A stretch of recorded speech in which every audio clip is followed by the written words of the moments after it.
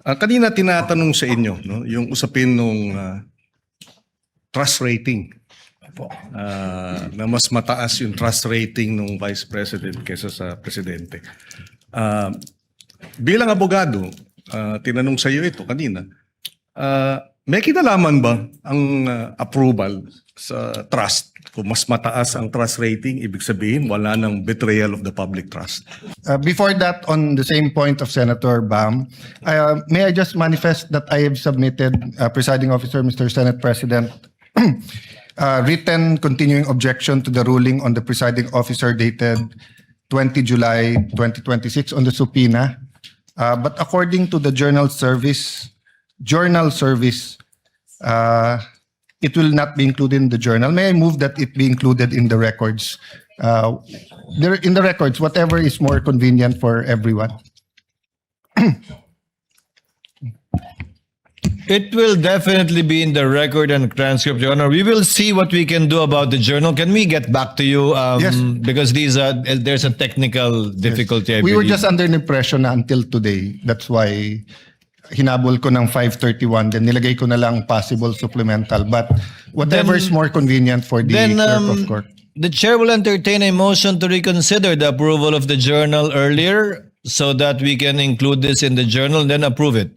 If you would like to make that motion, Your Honor. Well, may I move that we reconsider approval of journal just so that we can include what we agreed on yesterday, which is the written objection. There is a motion to reconsider the approval of the journal of yesterday, July 20, 2026, in order to include as part of the journal the written manifestation of Senator Judge Alan Cayetano, as we have done so with respect to Senator Judges Villanueva, Marcos, Go, Villar Camille, and Legarda. Absent any objections, the motion is approved. Journal is reconsidered. And the insertion of the manifestation of the Honorable Cayetano is so included, so ordered. Thank you, dear colleagues. Would you like to complete the process and move for the approval of the journal now? We move Senator the Judge approval Cayetano. with the amendment, not an insertion. The journal is approved as amended by inserting the manifestation of Senator Judge Alan Cayetano. Is there any objection? Hearing none, the same is approved, sans the reading of the same.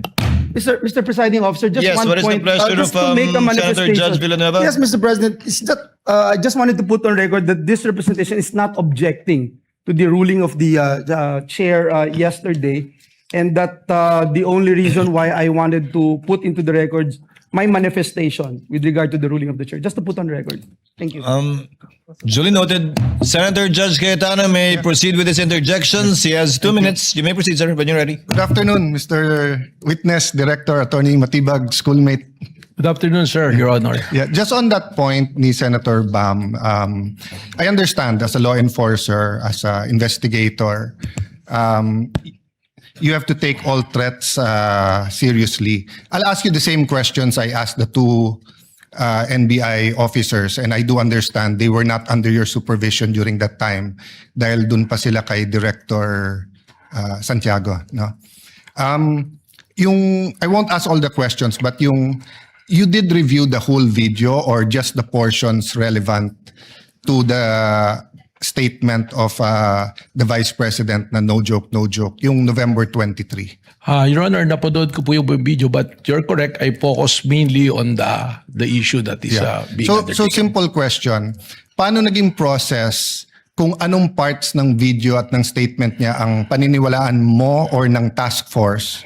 So it's not personal. I mean, if you were in the task force or as you said, you created the task force, now at duty nyo yung safety ng high government officials. Anong process nyo kung anong parts ng video ang paniniwalaan nyo at hindi?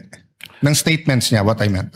Well, ang ginawa po natin dyan, doon po mismo sa konteksto ng kanyang sinabi na humanap siya ng papatay at inutos niya na papatayin ang tatlong individual at yun po ay pumayag yung papatay at sinabi pa niya no joke, doon pa lamang po ay na pong nakita yung pong ating hinahanap po na mga pwede niyang pananagutan po sa batas. Well, as an appointee of this government, as a lawyer, as an NBI director, I see your point and I get that. But what I meant is that before that statement, sabi kasi niya, kung papatayin ako, I mean, the record will bear out naman yung eksaktong sinabi niya. No?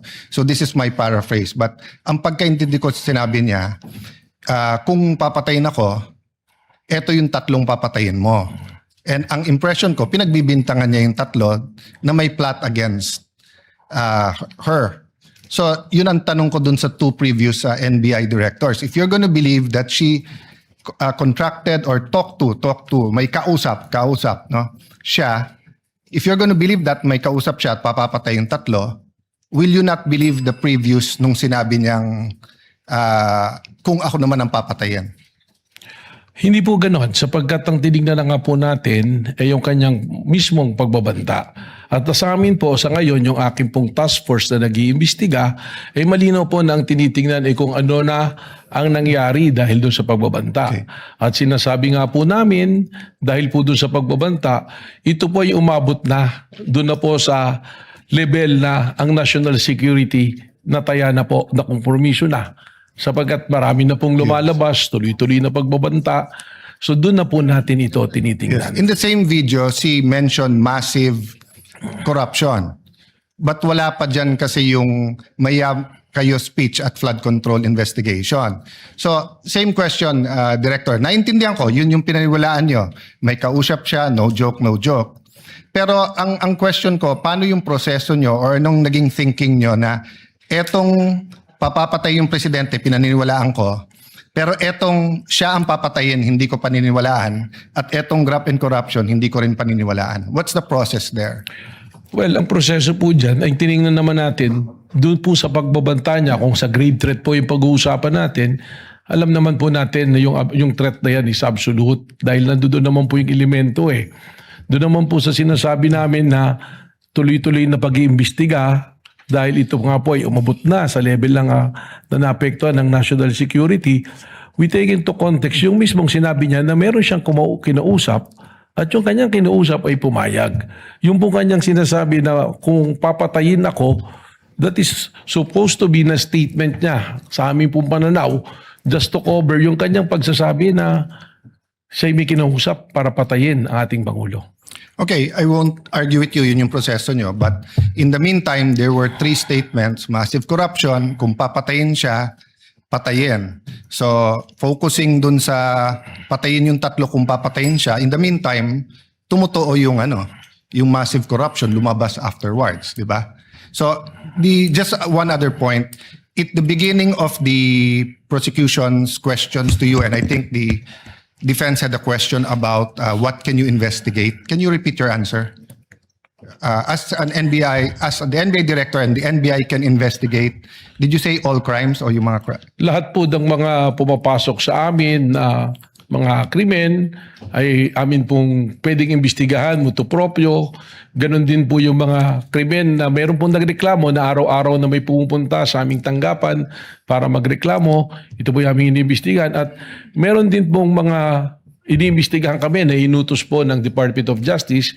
And by the very nature, under the Constitution po ng Office of the Ombudsman, they can delegate the National Bureau of Investigation to... So as a general rule, you can investigate any crime motu proprio? More than the investigation of the crime is also the protection of our nationals. Yes. Saka po siyempre siguraduhin na promote ang ating demokrasya hindi nakukompromiso. Yes, but sa Lahat po investigation lang. So you can investigate any crime. yan. Tama po. Yeah. Isn't that against the Republic Act 10867? The statute the that gives statute you of- power? The act reorganizing and modernizing the National Bureau of Investigation. Sabi dito sa inyong Section 4, the NBI shall have the following powers and functions. Undertake and investigate the detection of crimes and offenses enumerated under Section 5. Section 5, may enumeration, human trafficking cases in all airports, extrajudicial, extralegal killings committed by state security forces against media practitioners' activities, killings of justices and judges, violation of 100175, otherwise known Cyber Crime Act, Prevention Act, cases against Interagency Graft Coordinating Council and violations of the Anti-Dummy Law. Tapos, cases involving threats security assaults against persons of the President, Vice President, Senate President, Speaker of the House, Chief Justices. Walang congressman, senators, unlike judges lahat. Transnational crimes pursuant to existing international agreements, identification of dead victims in case of mass fatalities, incidents caused by natural disaster, and violation of commercial, economic, financial, white-collar crimes, nakadyan yung law. So, exclusive yung enumeration. Then, provided, however, if that the President or Secretary of Justice may direct the NBI to undertake investigation of any crime when public interest so requires. So, hindi ba limited ang pwede niyong imbestigahan except that ang DOJ at President ang pwede mag-atas? That's my last question. Yes. Kindly wind up. Well, Witness may answer. Yes. Yung pong ating listahan na yan, tama po, nandiyan dyan. Subalit, hindi naman po sinasabi na nalilimita dyan ang aming pong pag-iimbestiga. Sapagkat malinaw po ang mandato ng NBI that we are the primary investigating body. Yun lamang nga po, merong mga kaso, kung ito po ay bumagsak na sa jurisdiction halimbawa ng PNP na kanilang iniimbestigahan, we can still help and coordinate at the same way na kung kami po ay nag-iimbestiga at ang PNP pwede rin pong tumulong Well, po sa amin. Director, if that's your interpretation, that goes against what they taught us in law school, na pag exclusive yung enumeration, you cannot add. And at the end of the enumeration of Section 5, nakalagay nga dito, however, the President and Secretary of Justice may direct you to undertake investigations of any crime. Why do they have to say any crime if you can do it any crime? If you can investigate any crime after all? It seems that you're expanding your jurisdiction by yourself. Well, we'll be doing po yan sapagkat we have also our primary role to make sure that law and order is being promoted through the NBI din po. Senator you. Cayetano Thank you. can avail Thank of you. the second Sorry. round. Yeah, thank you. Later or tomorrow, since I believe Attorney Matibag, Director Matibag, forgive me, will still be here for the continuation of cross. Senator Judge Rafi Tulfo thereafter. Senator Judge Pangilinan. Senator Judge Rafi Tulfo, you have, I believe, one question, right? Actually, two questions, Your Honor. You may proceed, sir. You have 2 minutes, actually. Naku, na-stress na ako kanina. 5 minuto ako doon. Minamadali. But anyway, going back to Ronald Mas, what was the justification of the NBI back then when Mr. Ronald Mas was arrested without warrant? Well, they consider po that the threat is live and alam nyo nga po, yung sinasabi na lahat po ng threat ay hindi po, ito po yung sinuseryoso. So may nag-order sa na-arrestuin si Ronald I Mas? don't have that recollection. Hindi ko po alam. But the arrest was made by the regional office po of Region 1 po. So would you admit now na illegal yung ginawa ng NBI noon na pag-aresto kay Ronald Mas na walang warrant? Well, si Ronald Mas po was released precisely the reason why meron pong lapses po dun po May sa lapses. procedure. Okay. Would you also consider na the fact na merong ginawang pagbabanta si Baste Duterte na similar dito kay Ronald Mas na dapat umaksyon din yung NBI tulad ng pag-aksyon nila sa isang guro? Kaya katunayan, yan nga po yung aking binabanggit na tuloy-tuloy po yung investigation sapagkat alam nyo po yung warrantless arrest, lesson nga po dyan kay Romel Mas yan na dapat po kasi immediate po yung pong pag-aresto.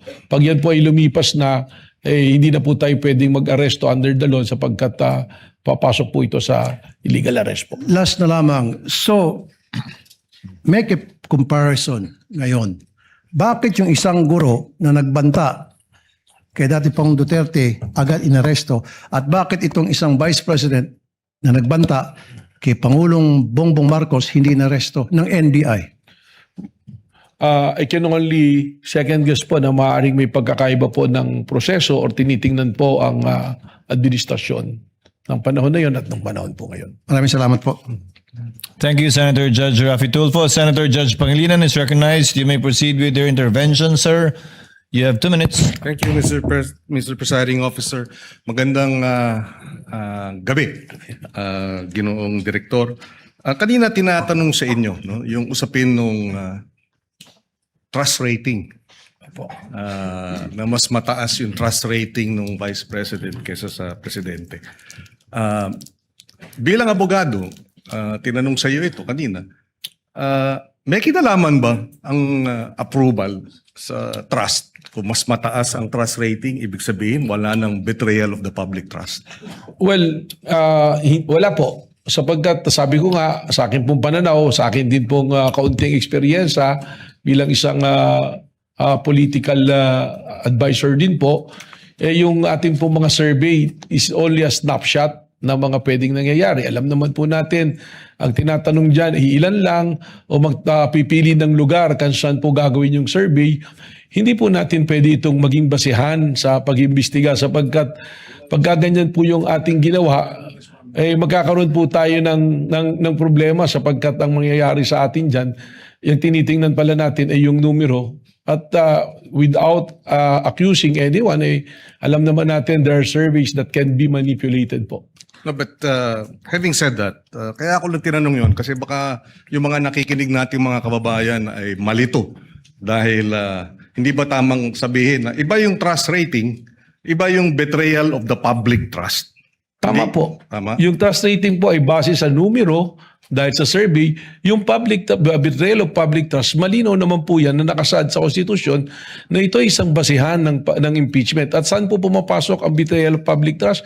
Pag meron ka pong ginawa na pag-violate, not necessarily criminal, hindi kailangan ng conviction, kundi sinasabi po, pag tinignan natin yung discussion po ng ating Constitutional Committee ng ginawa yan, binabanggit nga po dyan yung betrayal of public trust, yung hindi mo pagtupad sa yung oath of office, that will qualify as a betrayal of public In trust. other words, negative yung trust rating mo o 100% yung trust rating mo, base sa batas, base sa konstitusyon, pwede kang